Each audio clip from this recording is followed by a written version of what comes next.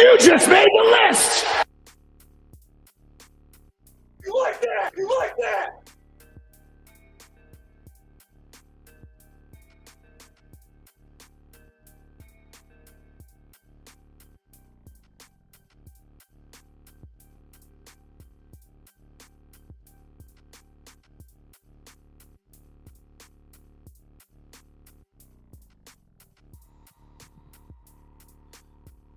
Yeah. Welcome back, ladies and gentlemen.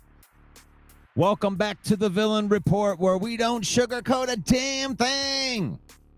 I am the 313 Villain.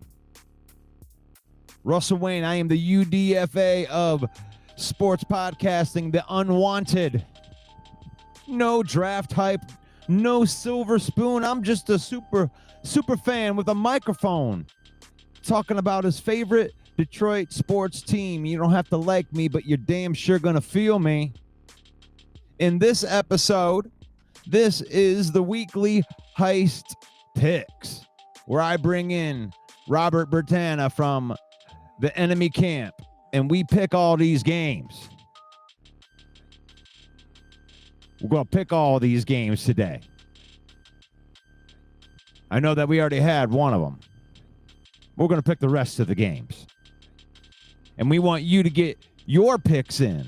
And we pick the games versus the spread because we want to show you that Vegas is pretty damn smart. And they got these things locked down pretty good. But we're going to talk about that today. And this episode right now is brought to you by Fanatics.com. If you're rocking with the 313, if you bleed Honolulu blue, then you need to gear up like the real one over at Fanatics, our official merch partner. I'm talking Lions jerseys, blackout hoodies, throwback Tigers gear, WWE gear, and Red Wings drip so icy that it should come with a Zamboni. Here's what you do. You click that link in the description, save up to 25% off of your order by our affiliate marketing partners over at Fanatics. Every click supports the channel, the page, and lets the world know that Detroit fans do it bigger. They do it better. Villain Squad don't do knockoffs. We do official. We do Fanatics. Get yours. Villain Squad is knocking on the door of 85,000. We are on our way to 100,000. Thank you for helping us chase that 100,000 followers on there. If you're a fan of Detroit sports, then you need to connect with us. We're on YouTube, Facebook, Instagram, TikTok, X, wherever you scroll, the Villain rolls. And you can help the page just by liking, commenting, and asking questions. Join the conversation, because it's faith, family, and then football. We use football. Spend time with our families, create memories. We don't let football use us. So welcome. Welcome one, welcome all. Let's say hello, everybody. Who do we got in here? Who gets the Chris Jericho? Davy's the first one in the house. Good morning, Davy. You just made the list! That's right. The Central Scrutinizer. What's up, buddy? You just made the list! That's right. Kyle Defoe, my brothers in Christ. Good morning. You like that? I love that. Broski Bear's in the house. You like that? You like that? You can count on Broski to come in for the picks. Broski's a pretty smart individual. And he's not as big of a bear homer as I thought he was. So thank you. You just made the list! And let's go Tigers. And it's Saturday. I just got done watching all my cartoons. We got a Go Pack Go all day in there. It must be one of Robert's fans. And speaking of Robert, are you ready back there, Robert? I'm just going to... He's backstage right now. He's doing up his hair. He's getting ready. The makeup team's just about done, as we're going to bring on my special guest each and every week right here. Robert, what is going on? I do not mean you to be that small. That is not. Look how small I am. There we go. What's up, everybody? Feeling real small right there, Robert. Well, the way we're playing it's kind of small. So like he's not measuring up. yeah. Oh man. So it's been a interesting week, man. I haven't got a chance to talk to you since the lame tie. And Man, you know, that's a different conversation maybe for a different day, but right there. But tell me about your thoughts on tying Dak Prescott and Jerry Jones world. I don't know, man. It's like our defense didn't show up. Like we left them in Cleveland, you know, where we last played, and I don't know. They weren't out there. I mean, we let the Cowboys just do whatever they want, and you know, I mean, thank God our offense showed up too. So, I mean, that's all I can say. Yeah, man. I mean, instead of making fun of you on it, like I already put out a video that asks the question if the Packers came out really strong and are they running out of gas? And that's the question that I ask in the video. But what do you think about that? I mean, it really seemed like you're at a high level, and then all of a sudden we lost one guy. We lost one guy, Wyatt, Dante Wyatt. He went down like early in that game, and then suddenly there was no more pass rush. I was just like, where did it go? And then, you know, without the pass rush, it exposed our corners. Our corners are weak. That's one of our weak parts of our defense, and they were just left out to dry. Man. Thank God, like I said, thank God the offense, the Jordan Love is actually playing lights out pretty good this year. Pretty good. You're really lucky not to lose that game. I mean, you know, you can judge however you want to judge, but you're lucky that referee decided to let you guys have a second to kick that field goal with that clock management. I was just like, what the hell is going on right here? This is very uncharacteristic from a Matt LaFleur end of the game management, man. That was like, all right. It's not uncharacteristic because he has issues with clock management through his whole time with Green Bay. I mean, this is not the first time that we've seen this. He's had it's like he and I don't even know, you know, had enough of that rules shit. of the overtime. Like you I mean, I didn't even know they changed the rules until this game, and we went in overtime, and I actually understand how the rules are now. But we gave them the ball to start out, which I wouldn't have done that either. But you know, that's for, like you said, another show to talk about. Well, I mean, that's a good question to throw out to the people. What do you guys think about that? Because I honestly think you do, under the new rules, I think it does give you an advantage to give the ball up first. Does it? Yeah. Oh, for sure. Like if you're in a score first situation, then yeah, but you don't win if you score first, because what the new rule is, the other team, no matter what, gets a turn with the ball. Sure. Yeah, so, and that's why it's better now with the new rules that you give the ball to your opponent so you can see what they do. I mean, if they only get 3 points or they don't score at all, then you just got to get a field goal. It's over. If you stop them, it's over. That's the end of the overtime. Right. So like if you don't get to play the full 10 minutes, like if they stop your next drive when you get the ball back, it's over. If you go fourth down and miss the fourth down, the game's over. It stops right there. They're right, but you need to go for it on fourth down. You're not guessing. What I would have did was I would have kept. I mean, all right, not every team can do it to use most of the time on the clock, but if you take a drive down there, you can run the clock down and then leave them with like a minute on the clock, and they got to try to figure it out.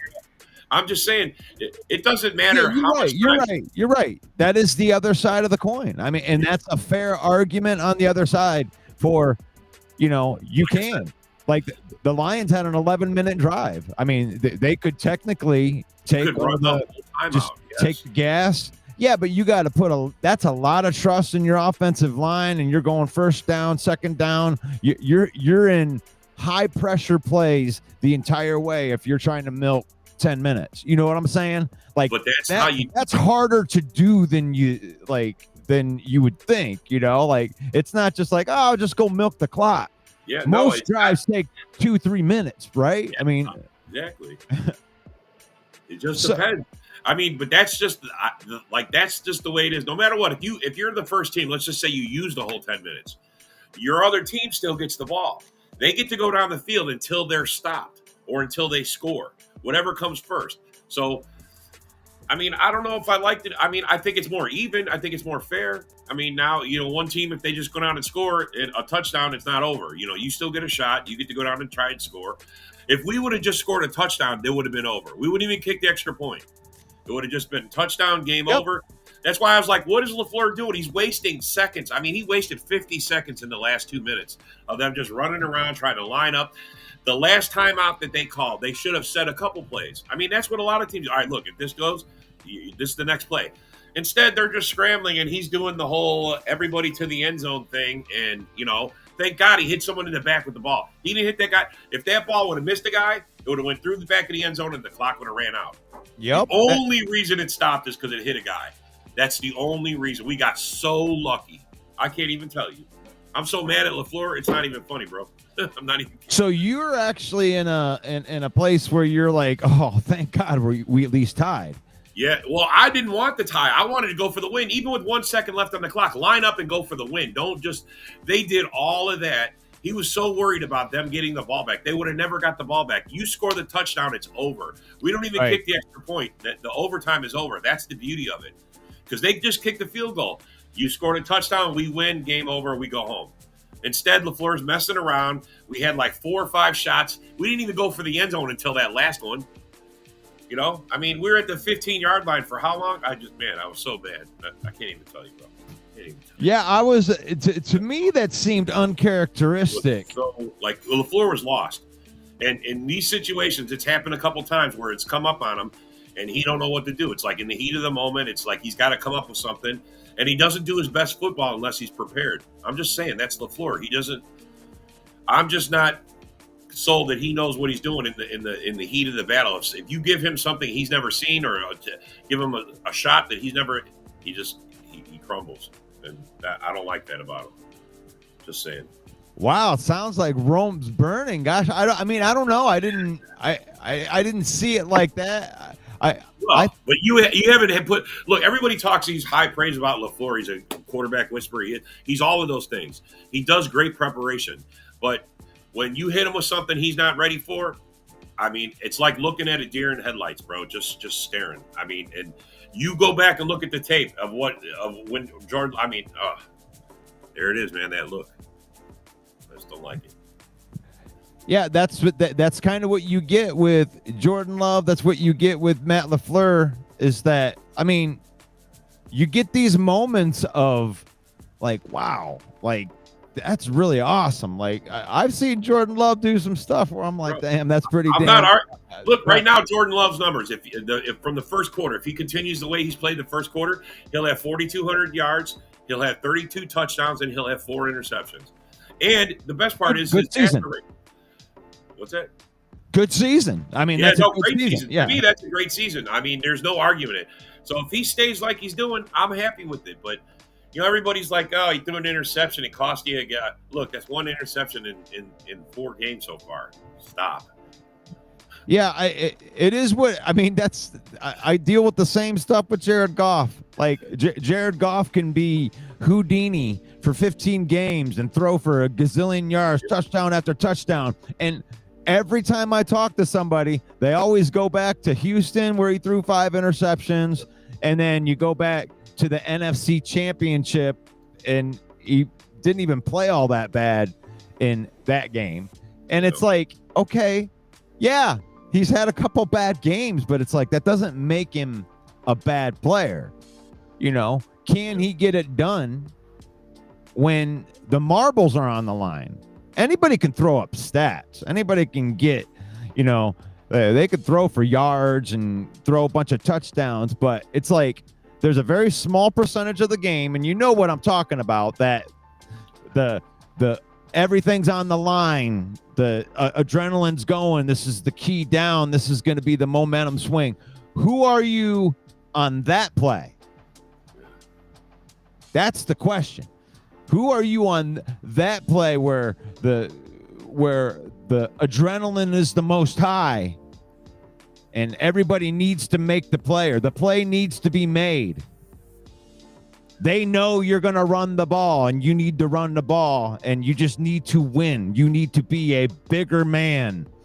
You have to outwill the opponent? Who are you in those moments? That's the question.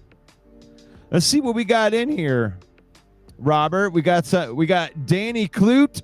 Good morning. You just made the list. Nice to see you. Timothy Becker's in the house. You just made the list. I love it. All my first-time people get a Chris Jericho now. It's becoming very popular on this show. You get a Chris Jericho. You could get a Kirk. You like that? Yeah, that could happen. Or you might get a Dan. We're going to bite a kneecap off. That's right. That's right. DC would go for it no matter what. That's where I'm like in the overtime. It's like if I'm getting the ball no matter what, Dan Campbell, big balls Dan Campbell is going to be like, yeah, you take the ball first. And if I need to score a touchdown, I'm going to score a touchdown and a 2-point conversion. And we're winning this game. We don't play to tie. And I'll tell you what, that is the best thing that I love about my head coach, Dan Campbell, is you don't have to worry about him playing Marty ball. You don't have to worry about him punting it on 4th and inches. You can worry about big balls Dan Campbell to go for the win if he can go for the win. I'm going to put you away. I'm going to put you away. If I have a chance to knock you out, I'm going to knock you out. That's what I love about my head coach, Dan Campbell. Now, not all coaches are like that, and that's not even proven to be the best way. But that's the way that he is. It's not, there's not other ways that are proven to be better. But that way's, sometimes it works and sometimes it doesn't. But the bottom line is, it's up to us. I love that he puts it into the hands of his players. It's up to you guys. It isn't going to be, oh, we're hoping for a good spot. Oh, we're hoping that the referees they'll call it in our favor, Robert. Yeah. No. We want the referees. Oh, we're going to put it into I'm not putting it into the hands of Matt Stafford. If you're on the other side, I'm not putting it into the hands of Jordan Love. Hell no. If we can win the game, I want to win the game. I want to win it right now or lose it. Because you could lose. Yeah, you obviously, if you take that type of a chance, you can obviously lose the game. On that same token, if we could get our special teams together, we wouldn't be losing these games. We'd be 4-0 if we could kick the ball. If we could kick the fucking ball, we'd be 4-0, bro. Seriously. Kick the ball. If they don't block the field goal in Cleveland, we win the game there. If they don't block the extra point, they don't get that 2 because they blocked that and returned it for 2 points. That's how they got that. That's how they beat us. Special teams. Honestly, bro, it's special teams. Don't take it for granted. That's the problem with LaFleur. Ever since he's been there, he's taken he didn't put a lot of stock in special teams. It's 1/3 of your team. It's 1/3 of the play. I mean, it's 1/3. Absolutely. He doesn't look at it like it's a big part of it, and that's been a problem for us. I mean, here, you want to hear a stat? Here's this: Rick Bisaccia, Joe Bishop, whatever the fuck his name is, Bisaccia, the coach. He's the highest paid special teams coach to have the 30th ranked special teams. Are you fucking kidding me? Excuse my language. Sorry. But hey, it's frustrated. I mean, my fan base here loves to see a Packer fan frustrated about his coach. So I'm just saying, bro, the highest paid special teams coach, and we're 30th ranked in special teams. What is the problem? Here's the problem. The coach is the problem. I'm sorry.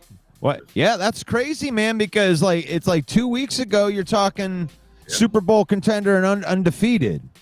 And it's a different story. It's not, all the Packer fans that are out there, you guys can relax. Whatever it is that Aaron Rodgers said. Relax. It's like it's a long marathon season, and that whole one game at a time thing. It sounds so cliche. I know people get sick of it. Oh, one game at a time. I'll just take it away. But you really have to do that. Like, I would love to just say, hey, Robert, we're coming on Thanksgiving. We're going to come and kick your ass to bring that weak shit to Ford Field on Thanksgiving. And it's like, Thanksgiving is so far away that it's like, there's so much that could happen between now and then. And we may be talking about a completely different matchup at that point. But right now, it's like, it's the Bengals, right? You're on to the next team. Who do you guys got this week? We got the bye. We'll be lucky to beat that. Oh, we got the bye this week. Oh yeah, well, there you go. You got you get to think about it, Rob. We needed the bye because I mean we got a lot of guys hurt. We got like 7-8 guys on the injury list. Well, when you told me that Devontae Wyatt was out, that's a guy that I've loved ever. I loved covering him in the draft process. Yeah, you know that Georgia defense was just so freaking good. That it was like, man, if I could just get anybody from that defense, you know, just in the way that they practice, you know, we picked up one of their safeties, Dan Jackson out of Georgia. And he was just like, you know, a special teams guy. He started like the last year. It wasn't really high on anybody's list, but it's just like, how were you coached? Yeah. You know, and Devontae Wyatt is a player that you knew that even if it wasn't the first year, you knew that he was going to catch on and he's going to be a really, really good player eventually once he learned the NFL. And you're going to miss that. That immediately stood out when you said that. It suddenly made sense. Because when you got defensive linemen taking on, you know, two offensive linemen that are trying to use leverage on, that opens up, you know, Rashad Gary and your pass rushers on the outside to get one-on-ones. And that's what they're pass rushing specialists. They're paid to beat one-on-ones. So they're going to win that. That is advantage Micah Parsons, Rashad Gary for most of the day when you have a good anchoring defensive tackle that's taking on blockers. They open the middle, they put pressure in the middle and leave the edges open. So I mean, it's you could see we were going up when we scored that second touchdown. We lost him right after that, and it went downhill from there. We had a 13-0 lead, and we let him right back in to score 40 points. I mean, holy cow! I love these little. And no offense, I'm not going to try to make fun of you, Trevor, for that, and that's fine. Like, technically, right now the Lions are in first place, and we can take that because we do live week to week. You know, especially it's a half a win, it's a half a loss, it's a half. Crap. But we do live week to week, and I say, Trevor, that's okay for you to say yes. We are in first place right now. That is above the Packers. It is what it is. You guys are playing good. You guys are playing like you were last season. You finally, you know, it took you 3-4. What it takes everybody 3-4 weeks, but you guys are playing good. I don't think that we're still not there yet. Wow. You know, but it's like, yeah, I say 6 weeks with the new coordinators. I think 6 weeks. When you look at the Lions week, 8, week 9.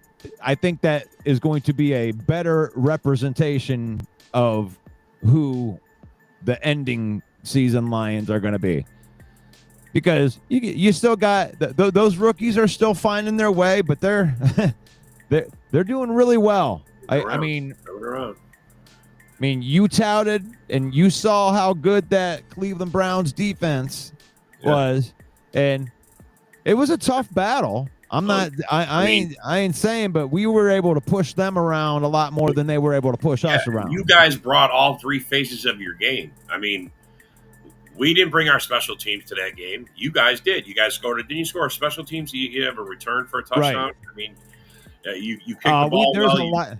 But, if I want to complain, and I love complaining after wins. So I always look for the complaints, too. I mean, that's part of the game, bro. You have to look at your mistakes, too. I tend to look for positives and losses, and then when it comes to wins, I'm going to complain about something. And I complain about leaving meat on the bone, Lions, and Jameson Williams. That game could have been blown wide open, 40, almost 50 points in that game. I mean, Jameson Williams should have had 2 touchdown catches for 160 yards. And Jared Goff put it on. I know the one was a hard catch because he had to turn his body around, but I got 25 million reasons that he should have been able to make the catch anyway because it hit him in the hands. I'm going to tell you something to make you Lion fans feel good. You know John Dorn. Every Lion fan knows John Dorn. John Dorn wishes we had a coach that did more like you guys. He's like, they'll run up the score. They'll put 50 points on him, and maybe that's the way to go because John used to not like that. But seeing LaFleur not do it, seeing LaFleur get to a certain point and then just back down and stop, he takes his foot off the gas. And that's something that we have a big issue with. We want him to run the score up. Ball control is what they call that. We want him to run the score up, bro. And Dan Campbell wouldn't even call it running the score up. It's like, look, here's what I'm going to do is I'm going to run my offense. Yep. And that's it. Like, I ain't going to ball control. And you know what? By the way, you probably don't want us to go to ball control because that's when our linemen are running downhill and then you get a boat full of David Montgomery in the fourth quarter. When you start playing to not lose, that's where you run into you completely Marty know ball. What you're doing. Yeah. That's what I call it back in. I grew up in a Cleveland Brown household. And when Marty Schottenheimer was the coach for the Browns, I would listen to my uncles and everybody bitch about Marty ball. It's Marty ball. I can't believe you're not going to go for it on 4th and 1. They're going to punt it. Gotta put it into the hands of the defense. No. I want an aggressive coach. Yeah. Because our players play better in the clutch, you know. You know, when you feel that fire burn, you know how it is. I don't know if you've ever played competitive sports. You know, there's points where you're kind of invisible, but then there's points in the game that are the peak points. And it's like finding the best players that play in the best in those small percentages is always the best way to go. Peak performance in there. But thank you, John Dorn. You wish you had a coach like Dan Campbell. I know he wants to run the score up. He's like, if we do that, we'll win a lot of games. I'm like, yeah, I agree with you, man. I never thought I'd see the day to get any Packer envy from anybody. That's crazy. Good morning, Paul Jones. You like that? Good morning, Jill. You like that? Anyone know if Kirby will play on Sunday? He will play on Sunday. You know what they do during the week, you're probably going to see Taylor Decker and Kirby Joseph they're probably going to appear on every injury report for the rest of the season. And this is just what it is. And they put a lot of these guys on like load management type of stuff. This is like almost like a veteran thing in a way, you know. Taylor Decker's dealing with a shoulder thing that isn't something that is like, you take a couple weeks off. It's just something that he's just got to deal with, kind of like Frank Ragnow did with his toe. You know, Frank Ragnow appeared on every single injury list for like 4 years, and he played every Sunday. I think he only missed like 2 games his whole career. So that's where Taylor Decker is. That's what Kirby Joseph is on. They got these guys on snap counts because we want to be able to keep them for the whole year. You know, I don't want these guys in week 4 or 5. I want them in week, 17 and then in the first round of the playoffs.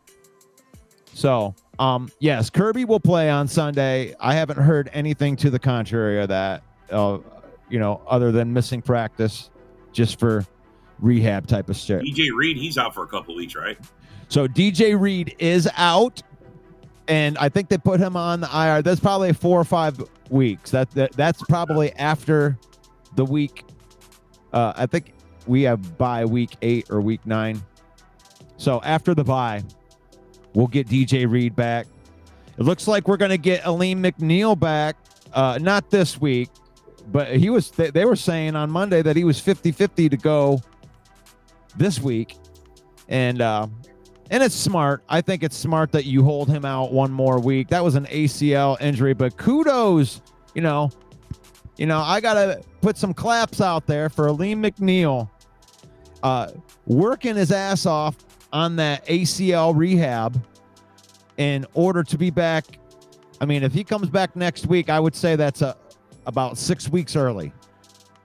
And kudos to him in getting the work done, because you know that our medical team isn't going to let him go out there if there's any chance that that he's not ready, because we don't need it right now. We don't even need Alim McNeill right now.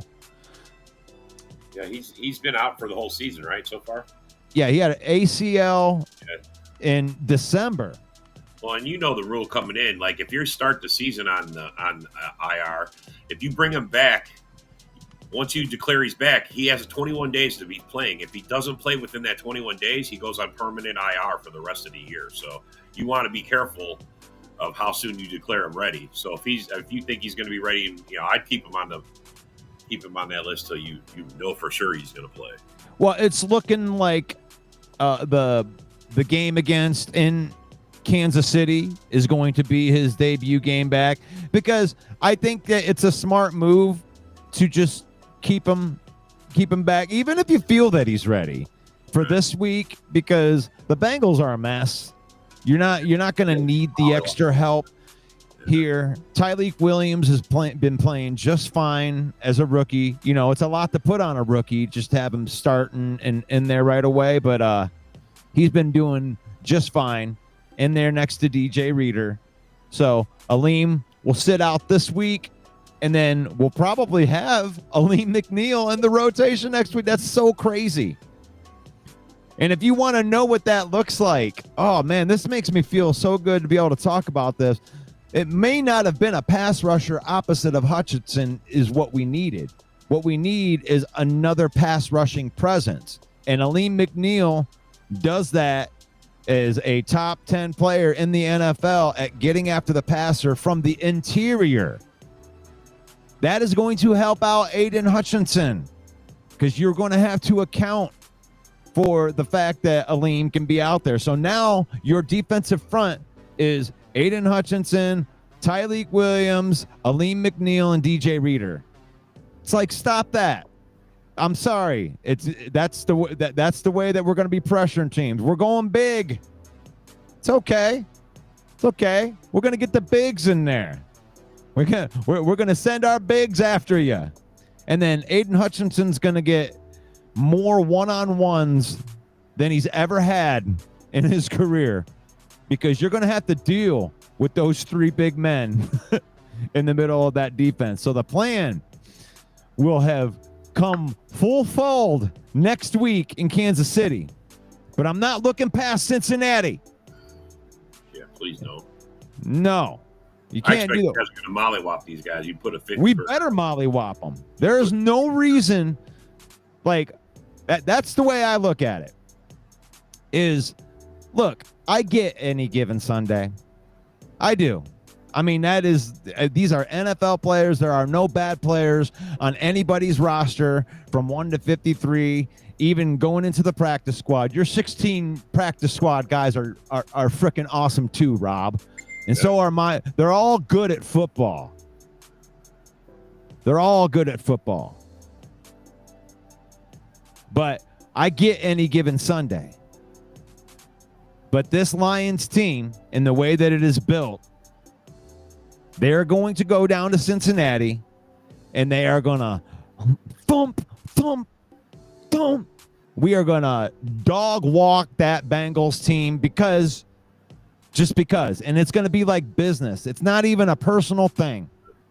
They got so much all talent, over them. They can't use nothing. They're not doing anything. They're two of the biggest disappointments this season are the Bengals and the Ravens. I mean, they got to be the Ravens too. I mean, they were like 1 and 3. Holy shit! But the reason that the Lions are going to mollywop this team, and I have no question, is because of where the competition has been at. Yeah. The Browns are no joke when it comes to the way that they pressure the quarterback and the way that they attack on defense. And Cincinnati is not that. Like, the level is going to drop off, and I think that our guys are going to run over them, and they're going to go, oh, man, I didn't think it was going to be this. Like, because we are a well-oiled machine. And we haven't went up against a team that isn't really good yet. Like our game. Oh, besides the Bears, and we did whatever we wanted in that game. But the other 3 games had good defenses. Like, and we're going to go into the Cincinnati team, and this Cincinnati team isn't even as good as the Bears team on defense. Nope. So it's like, man, take care of business. Don't leave anything to chance with this. Go and just do what you do. Yeah, and if anything, look at the game footage from all the other teams that played the Bengals this year. They have not scored anything on offense. They got Chase Brown. Jamar Chase. They got Chris Brown. Higgins. All these guys, but no quarterback, no central guy to hold it down. And that's why they got – and their defense, don't even get me started on their defense. They got no defense. No O-line, no D-line. You guys are going to smash them just like everybody else has. Smash them. We're all going to smash them. We got them next week. I need 2 tutties.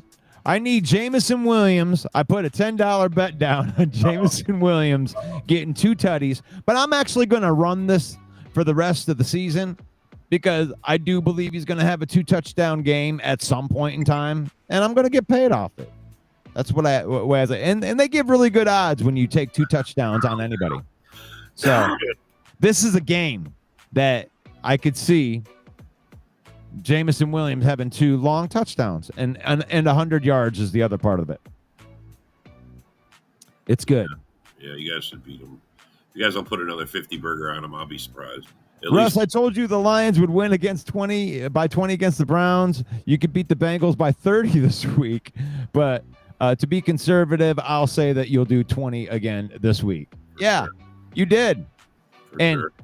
And what was my caveat on that, Broski? If you remember, I said I believe that we can win by 20 points, and if that happens, that will mean that the Lions defense created turnovers and short fields and special teams. Yep. And all of those things were true in the blowout. Yes, it was a complete win. Yep. I'm disappointed in my offense in a blowout win. I am. They left a lot of meat on the bone. Jameson Williams. And that's why I put my money, because to me it's smart, right? Look at his mindset right now as a human being, right? Jameson Williams, you know you dropped those passes. You know you left that right out there. You catch that ball, you're running in for 6, bro. Nobody gonna catch you on either one of those. Take it right up the field. Gone. He gone. You knew you left 2 touchdowns and 160 yards on the field last week. I didn't know he dropped the second one. It was on a 3rd down. It was on a crossing route, and he would have had to beat 1 safety, but he was already ahead of the one guy. Well, and see, if I was you guys, I would be. I look at it. I just extended that guy, and if he's dropping footballs, man, I'm going to be mad as hell, especially touchdowns. But I know what kind of player Jameson is and his mental makeup, and that's why I believe this week he will catch those 2 touchdown passes, because that's the type of player he is. He went out and he's thinking about it just like you said it. Yeah, I get paid to catch these. I'm going to that's more Jugs work. I'm going to work twice as hard this week. Like, he gets it.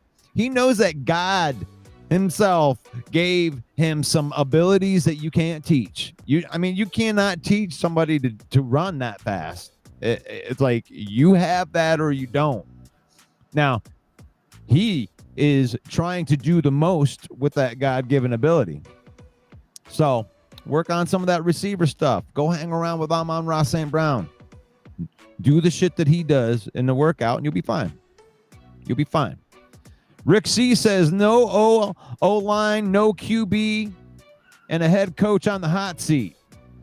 Oh, are we gonna get another coach fired? That's always good when you blow out a team so bad that they fire their coach the next week. Yeah. Those are the good feeling wins. So Rick C says we're going there. You're gonna put him on the hot seat? You just made the list. Yeah, get him out of here. Lions protect the ball, and it's not even close. And that's where it is, man. they don't have the right guys to stop our offensive line. I think we're just going to run right up the middle, high percentage plays. I don't think that we're going to be looking to, try to do the aerial assault. And that's why I think Jameson's going to get his 2 long touchdowns. The Trim Reaper. You like that? You like that? Am I reading that right? Am I reading that You're right? reading it's the Trim Reaper. The Trim Reaper. He knows when he comes in. You just made the list. I appreciate because that was like, I'm such a big wrestling fan, Trim Reaper, that when you brought that up, is like I couldn't believe it that I forgot about that Jericho era of you just made a list, and it's such a great addition to the Villain Report that You just made the list. I got Chris Jericho in there, and that way I can go out there with all the millions of all the Villains fans, or at least the tens and tens of them. You're a wrestler at heart, Russ. That's right. Oh, hell yeah. Yeah. Okay. That puts us in the middle. We got to get to these. We got to get to these picks right there. We got the heist picks. We go through these. Yeah, what happened to that dude's face? Yeah, that's Jack Campbell right there. Holy shit. God damn, he's fucked up. Dude, this is the toughest SOB. Yeah. He's the type of linebacker, and I don't know if you remember the draft show when we drafted him. Bill Packer fan was messing with me and like give me like made it very, very stressful when the Jahmyr Gibbs. I'm sure. Yeah. Well, he kept on throwing. Oh, you took Gonzalez. Oh, you took. And I'm like, I didn't know. I'm live on the air, and I'm trying to figure out who the hell we just drafted, and it was Gibbs at that point. But then the pick 18 came around, and when they selected Jack Campbell, I was so happy because I'm a Buckeye fan, and I saw Jack Campbell play that entire season with Iowa, and that Iowa defense, it was like they couldn't score to save their life.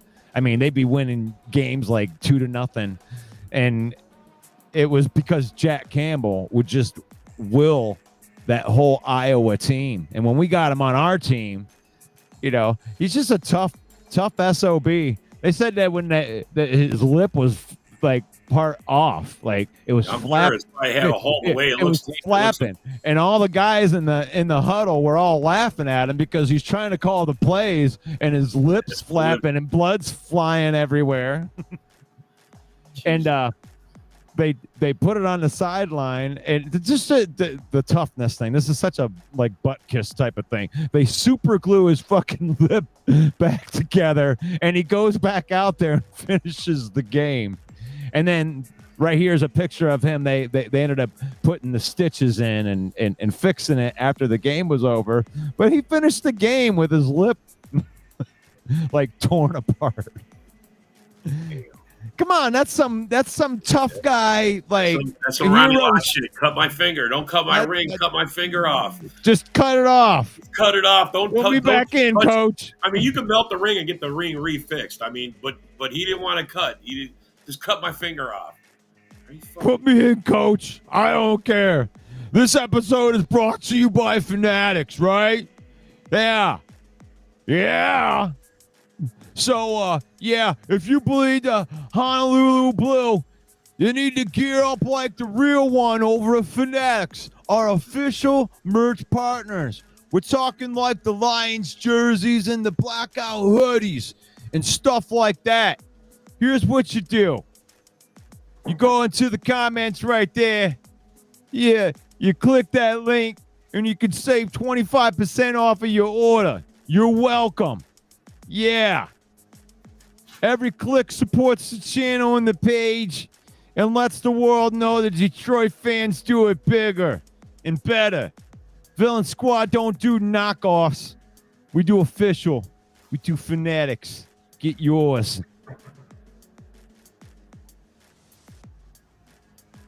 Sorry about that awful Brooklyn accent. Damn. I gotta work on it. Hey, Hey, Joey Bonaducci, we're going to do these picks. Let me go ahead and share. I'm going to share the screen. It's got the picks and the odds. NFL Week 5. There it is. Tomorrow, I love ya. Tomorrow, it's only a day away. Yeah, you got a voice. You should hear Broski's voice for the Bear fans. Oh my God, it's priceless. No? There we go. How do you like that? That looks nice. Yeah, it looks good. Yeah, it looks good. Okay. I've been kind of working on the layouts here so I can, so it can be comfortable. So, and in this way, I can have two up at the same time so you can know. Well, and the home team's marked and everything, so you know who's where and how it's going to go. So this is perfect. Now, the only downfall is to it, if I'm not on there and active, they'll like kick me off and then I'll have to like go find it. Yeah, you'll have to go find it live on the internet. Live on the internet. But let's start with these Vikings versus the Browns. And some things to note here is Dylan Gabriel is starting quarterback. He is definitely more mobile than Joe Flacco. Against Minnesota Vikings, Carson Wentz. Really a reeling Vikings team. And this is the overseas game too. This is across the pond. So the Vikings are minus 3.5. So the Browns are getting 3.5 points. You want to get in on some of this, right? You got Browns at plus 3.5. My son's in here. He's getting in on it. 3.5, taking the Browns, huh? Yeah, I mean, I'm going to take the Browns too. 3.5's a lot. I'm not, especially overseas. The Vikings aren't impressing me none. Their defense, depending on which week it is. But, I'm going to say that the Vikings stay losing overseas, and I'm going to go with the Browns. Oh, he loves going against them Vikings. I do. I got to admit. Right there. So Cleveland, Minnesota. Cleveland plus 3.5. And it looks like we're all going with the Browns. Brownies. Look at that. Here we go, Brownies. Here we go. My family would love the fact that I picked the Browns on something right there. But I don't know. I mean, you get in on some of that action. You got some Brown fans as family members? Well, I mean, I grew up in Ohio. Okay, all right. That explains it. Yeah. So, next on the list, we got Denver, Philadelphia. You got the Denver Broncos at Philadelphia. Denver's getting 4.5. Jalen Hurts, 19 in a row. That's what he's on right now. 19 in a row. Does it stop this week? Does it stop this week against the Broncos? No, it does not. They're in Philly. Philly's going to smoke them. Yeah, that's interesting right there. This is an up and coming. I believe an up and coming Denver team. I love the coaching. I love the fact they got some young players, young defense, young ascending defense in this. I'm going to take the Denver Broncos in this, and not necessarily because I think they're going to win the game. I just think this is going to be a really, really good game. And Denver's going to show out as somebody that can at least hang, and they might win it. But I think they're going to hang in this close. I think there's a lot riding on this Jalen Hurts 19 in a row and all that. That puts additional pressure. And eventually that pressure is going to get alleviated for them, and then it'll be okay because then people won't be talking about it anymore. But that's added pressure to the entire team. Well, Rock says that? it's the OC. He says it's the new OC. This is Jalen Hurts' 5th OC in his 5 years starting. He had a new OC every season, and he blames the OC. He says the OC's holding him back. Interesting. Yeah. Interesting. I think that it just has to do with defenses, and the way that the NFL is that all of the players are so good, Robert, that it's like from year to year, these coaches are so smart that even if you had something that worked really, really well last year, you're blocking something that works well and you're able to get it, they figure you out no matter what. You know, they got an entire year of tape of Saquon Barkley running in that offense, and you caught people by surprise a lot in that first season. But the thing is NFL defenses figure you out. You have to have new quirks to your shit. You can't do the same thing and just expect that it's just going to keep on working. So they do. Rock is right. They do have to make an adjustment for that. They got to figure out, okay, this is what they're doing to stop us. Now what can we do to counter what they're doing to stop us? Oh, if they try to stop us like that, we can do this instead. You know, they need to have those conversations. And not everybody gets there. Sometimes people just get figured out, and then that's it. That's it. You're done now. That's the danger. So who do you got? Broncos, Eagles. Oh, he taking the Broncos too. So we got 1 for the Eagles and 2 for the Broncos. All right. Moving along, we got the Raiders at the Colts, the red hot Colts. Yeah. Indiana Jones going to keep doing Indiana Jones things, bro. The Raiders are horrible. The only thing positive for the Raiders is Max Crosby and Genty. That's it. Everything else is trash. You call him Dr. Jones, doll. Dun, dun, dun, dun, dun, dun, dun. Yeah. Dun, dun, dun, dun, dun, dun, dun, dun. Yeah, give me the Raiders. Give me the Raiders and the 7 points. Danny Dime's going to smoke them. I'm just kidding. Am I on? I just wanted to see the look on your face. No. Give me Indiana Jones. Dun, dun, dun, dun, running away from the rolling balls. Yeah. I will for surely get away. All right. I just made Hunter mad because he wrote me down. Yeah. Okay, we got the Giants, the G-Men. They're down in the New Orleans Saints. They're going up against T-Moo, Patrick Mahomes. Oh my God! And they're not the favorite. The Saints are favored. Oh, I'm taking the Giants, man. Give me the Giants. What? Yeah, Giants getting 1.5. That seems like the easiest decision since making decisions. Yes, bro. That's so Jackson Dart gets a chance to light it up against. they're truly the Aints. The Aints. Yeah, but they got T-Moo Mahomes. Yeah. Oh, how about Jerry's World coming off that big tie? Yeah. Like for them, they should be jumping up and down for that tie.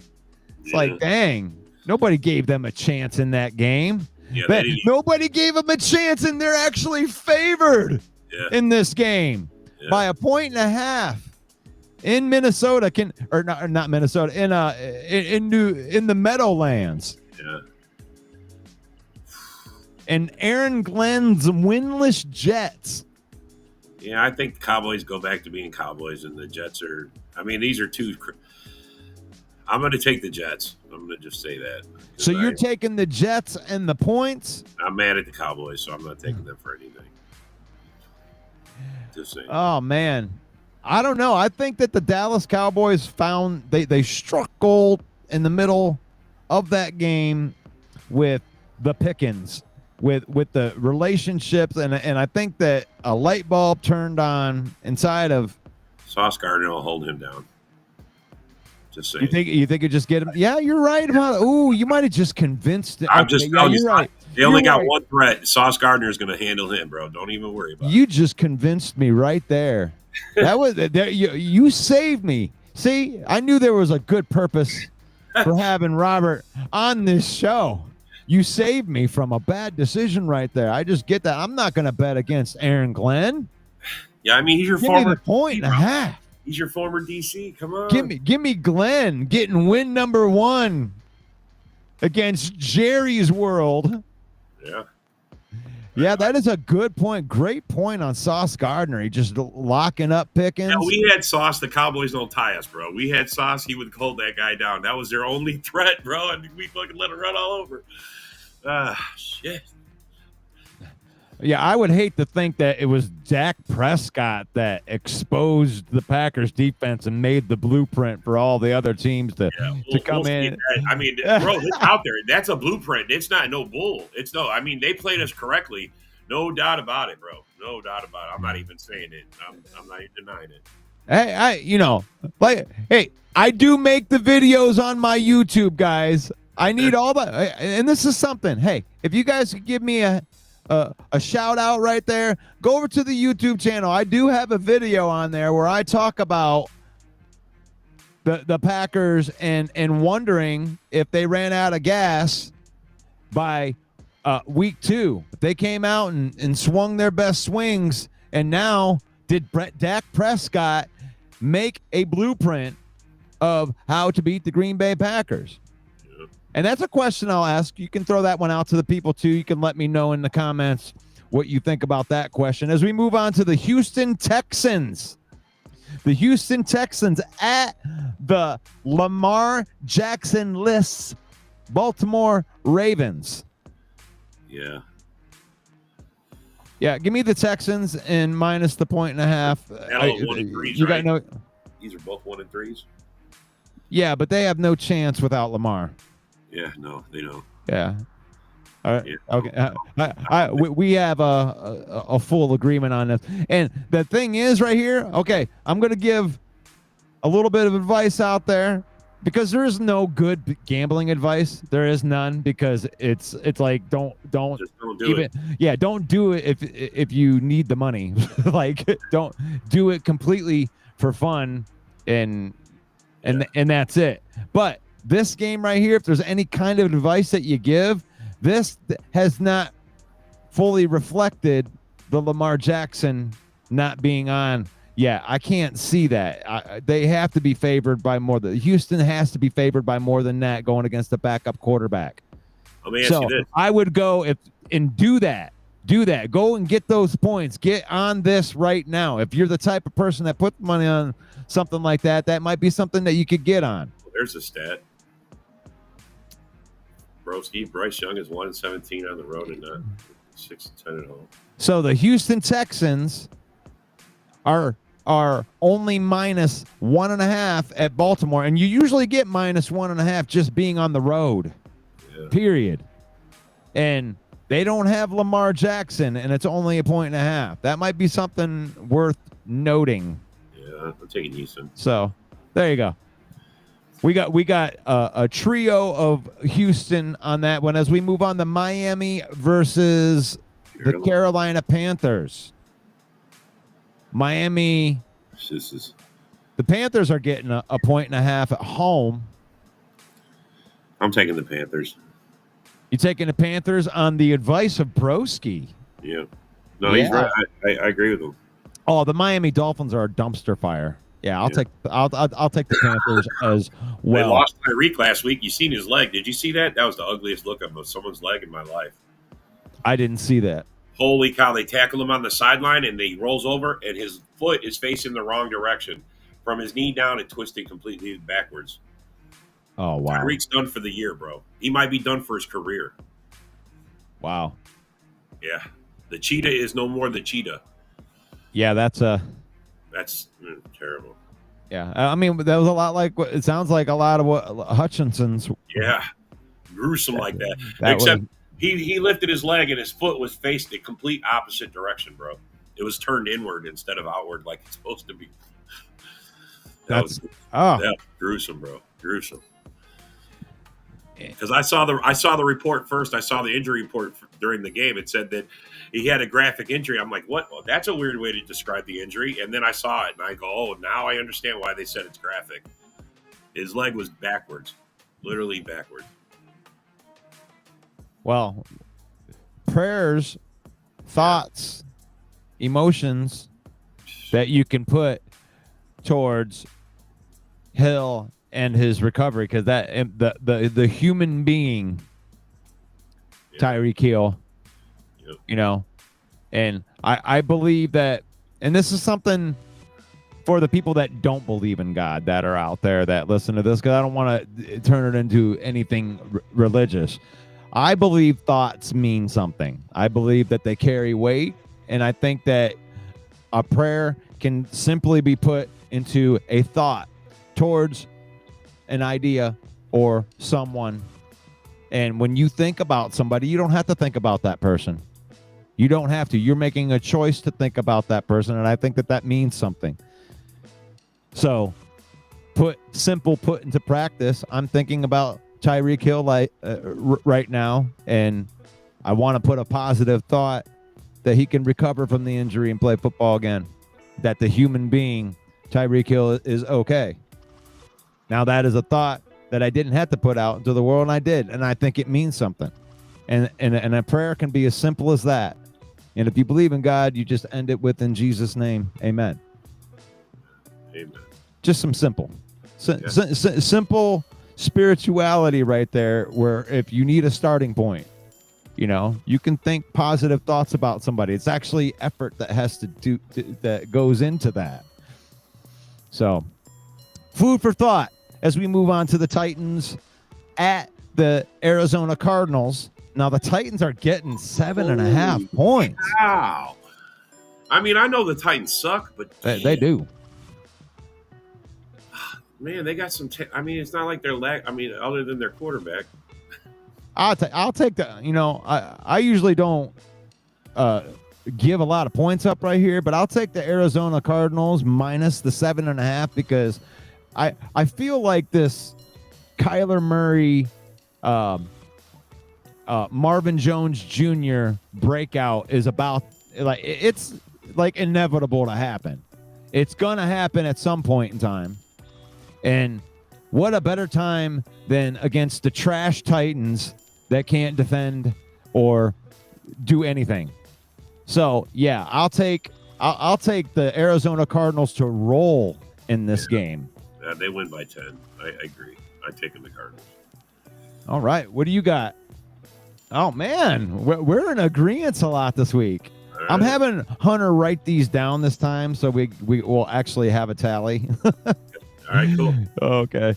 Tampa Bay at Seattle. Tampa Bay is getting 3.5 points on the road against the Sea Chickens. Wow. I am shocked. I mean, I know the Seahawks are playing. You just made the list. 3.5 points. The half points getting me. What's with the deal with all these half points? Man, I'm taking the Bucks. There's no way.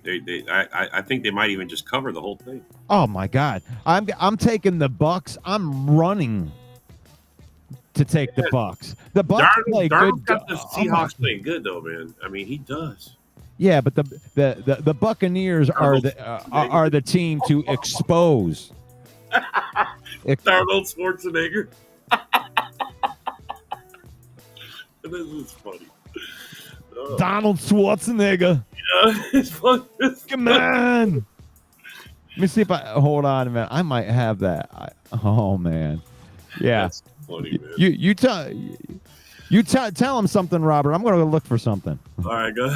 It's so fun. You guys are doing good this morning. I love the comments, man. I got to say, you guys got some good comments coming in. They're good? Yeah, they're good, bro. I've been reading them all. I mean, someone even said we're going to go 2-1-2. All right, we're not having two ties. All right, if you meant for us that we're going to lose, that's 2-2-1. But they said 2-1-2. That's just mean wishing another tie on us, man. I'm sorry, that's just mean. Oh, I found it. Oh, I found it. Oh. Do it, Russ. You say, come do on. it. How dare you doubt Donald Schwarzenegger? Donald Oh, Schwarzenegger, this is where they I will got come this down from, to your right? house. I will. You come into my house in Seattle. I'm going to destroy you, Donald Schwarzenegger. I will come in from the future. I already know I kicked your ass. Come on. Ah!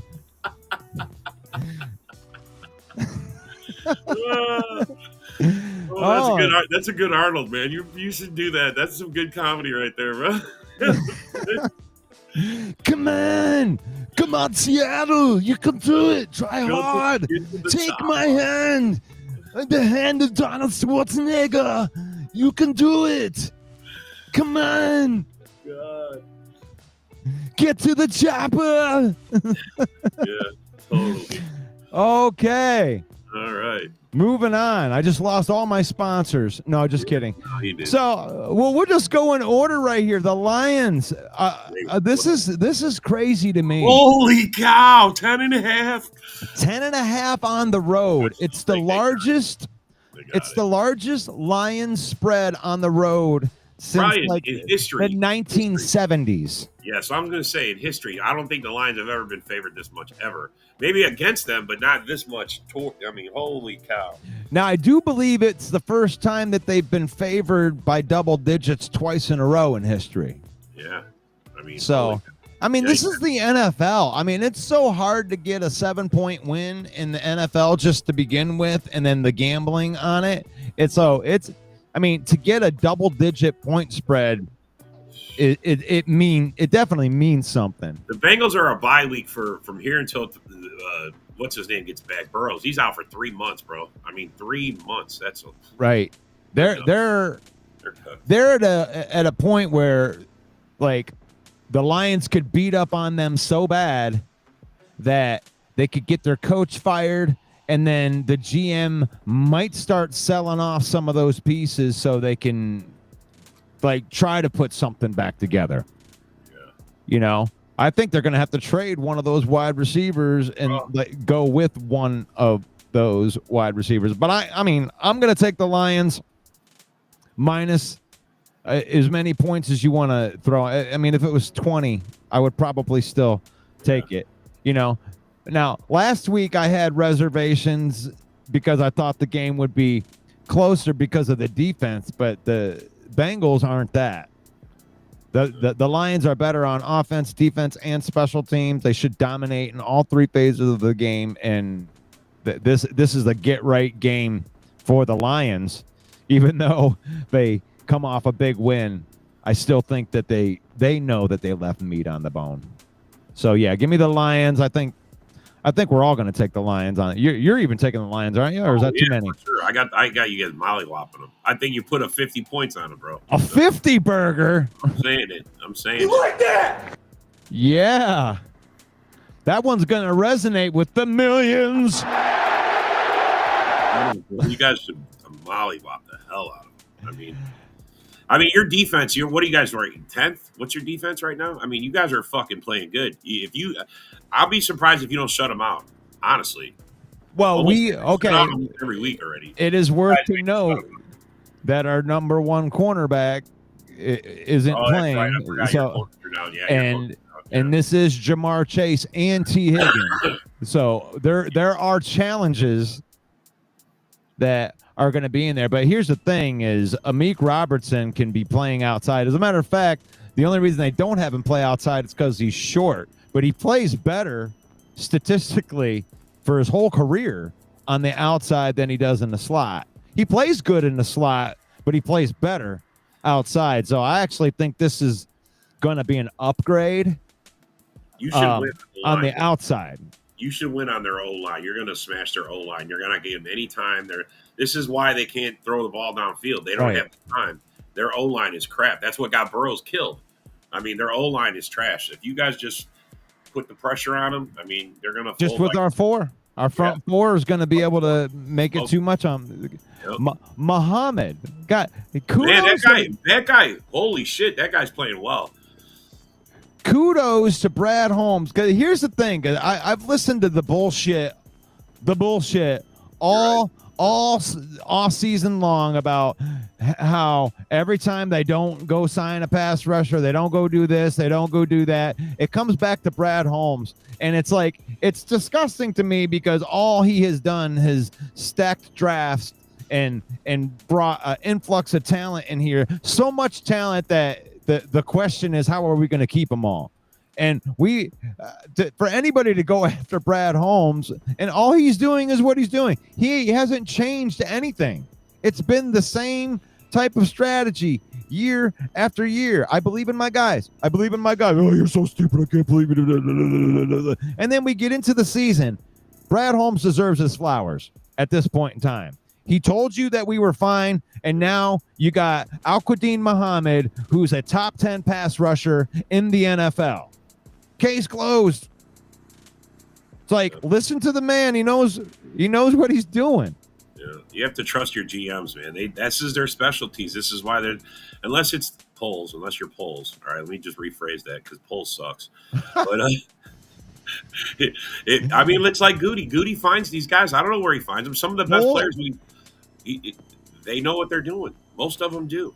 That's all they got to do is focus on finding talent. Polls sucks. Polls sucks. Polls. He does. Polls sucks. Yes, Polls sucks. Polls sucks. Oh man, no, but I thought that I should say something about that. It's like trust in the process, guys. I mean, and why is it? It's not, to me. It's not even a big surprise that you add Aiden Hutchinson and you add Derek Barnes and Alex Anzalone and a starting cornerback to a 15-2 defense, that it's better. Why? That's not surprising. That it's not that, far out of the realm of reality. It's, oh wow, you have a whole bunch of better players, Robert. Wow, why is my team playing so good? Yeah. Yes, it's like, it makes it better when you got better guys. Having Aiden Hutchinson on one side just wreaking havoc, it makes the other guys better. Yeah, Al-Quadin Muhammad wasn't that good last year. That's because he was the main focal point. Now you got a guy like Aiden Hutchinson and Reeder and Tyleek Williams that are taking pressure off of that. And now you get to go up against like tight ends and their worst pass blockers.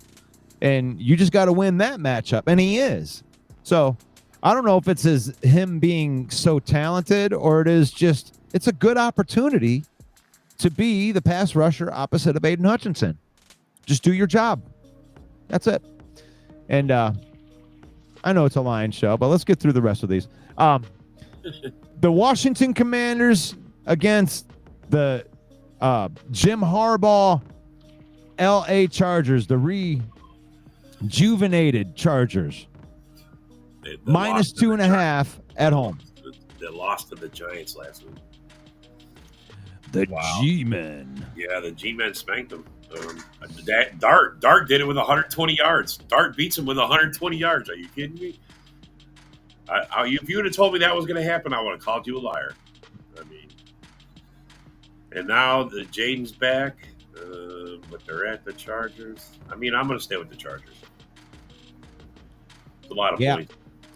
Yeah, I'll take the Commanders and the 2.5 points, especially with Jaden Daniels being in there. I got agreeance. So we got 2 for the Commanders, 1 for the Chargers. Here's something I wanted to say about never mind. I'll move on. Whatever. I lost my train of thought. The New England Patriots against the Bills. Now this is classic. This is a division matchup. I want to preface it with that. A division matchup. The Buffalo Bills are playing out of this world. Yeah.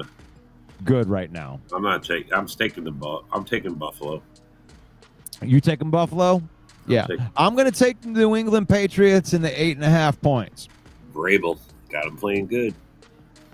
And that's why I just because I prefaced it before we get into the last one is it is a division game, and division games normally are pretty close. Those are 2 teams that really know each other, and it could just be closer than that. That's all I'm saying. And we're gonna finish it out right here, right? Yeah, because that. Games left. Yeah, you got 2 games left. Well, then we just go to the Monday night game. Oh, yeah, it is Monday night. Yeah, you're right. This other one over here is for next week. Yeah, it's next week. And we'll get into that one next Saturday. Or you know what? We might as well pick that one. I mean, it doesn't matter. It don't matter. No, we don't need to do that. Last one. The Kansas City Chiefs. They're on the road versus the Avatar. Getting Jaguars getting 3.5 points. I'm taking the Jags. They're going to beat the Chiefs outright. Ooh, there's a hot take. He's taking the Jags and the points, and he thinks they're going to.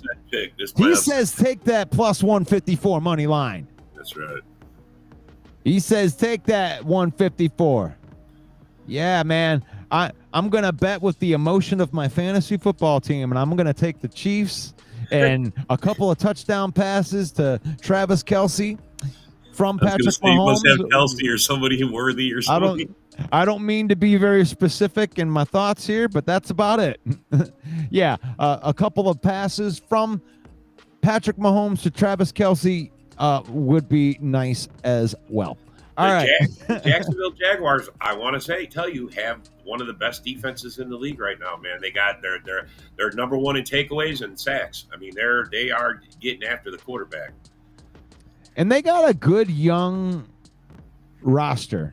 Yeah, super young. You know, they drafted a guy named Travon Walker ahead of Aiden Hutchinson.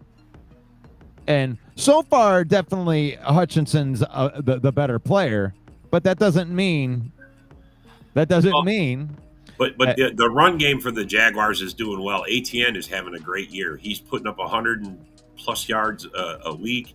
He's grinding them. I mean, he's keeping them in the game. That's the reason why the Jags are having success. ATN is playing, but I'm taking the Jags. They're gonna beat KC. Yeah, looky there. Someone else agrees. Look at that. Jags. Yeah. I see the Trim Reaper says KC loses. See? KC loses. Hey, you know what? I'm betting with the emotion of my fantasy football team, so that's why I wanted to preface it with that. I don't know if I honestly believe in that, but we're just having some fun anyway. Yeah. Mahomes has been a disappointment this year. Gotta say. Well, I mean, they I think they should fire Taylor Swift as their offensive coordinator. That's right. I agree. get the Swifty out of there. Oh, gosh. You are watching the Lion Villain Report with special guest Robert from the Green Bay Packer Nation. And he represents the trash talk division of the Huddle Sports Network, and tell them where they can talk some trash with you, Packer Backer Rob. You guys can talk. I do shows every day of the week. I'm like Russ here, man. I'm committed to my craft. I love talking football. I'm on the Daily Huddle every week at noon, or every day at noon, Monday through Friday. You can find me Saturday night, open mic night. We talk about anything. Sundays, I got the Red Zone Rant in the morning, 10 a.m., and on Wednesday night at 8 p.m. Central. These are all Central time, by the way. But if you want to talk trash, you can hit me up in the comments. I'll sit and talk trash. Trust me, if you get me going, we will have a back and forth, I promise. Now, I'm sure you guys have seen my hashtag Fool's Gold Lions out there. Yeah. And you can find Packer Backer Rob anywhere on any of our posts that say, and just look under Fool's Gold Lions, and he's been doing it all. I mean, you can go back. All off season. I mean, you can engage with any one of his posts on there. And you know what? Just be respectful in here. We're not going to try to get personal on there. Rob won't get personal on you. Won't get personal, I promise. And, it's not personal, guys. It's just football. We're all having fun. I don't know any of you personally, so I won't insult you personally. But I will insult your football knowledge. Just saying. We will debate it. So, let me get my thing back. Do never die. Do doubt Donald Schwarzenegger. So funny. I am the quarterback of the Sea Chickens. Come on. The Lion Villain Report. You can catch me Monday through Friday, 10 a.m., talking football, talking trash. That's what we do here. Thank you, everybody, for being part of the show. Brought to you by Fanatics. I got a link. Any time that you use my link to get a jersey from Fanatics, it helps out the page, and I appreciate you guys for that. Connect with me. Liking, commenting, sharing. That's how you help the page. You help us get up in the algorithm. Create a sports conversation. If you're a fan of Detroit sports, you know, YouTube, Facebook, Instagram, TikTok, X, wherever you scroll, the villain rolls. Connect with me on all the platforms.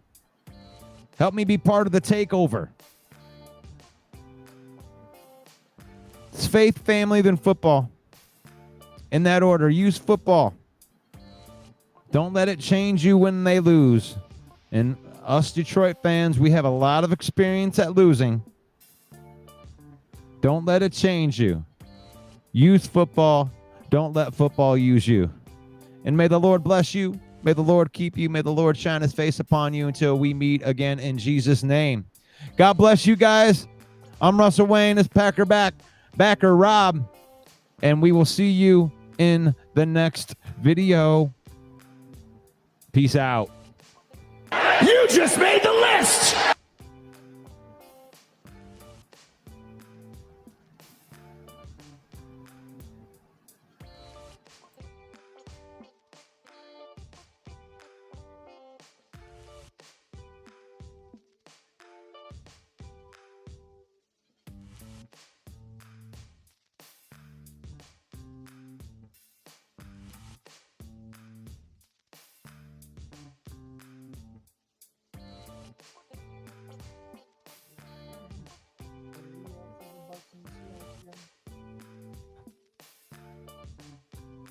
For the Bucks and Seahawks again.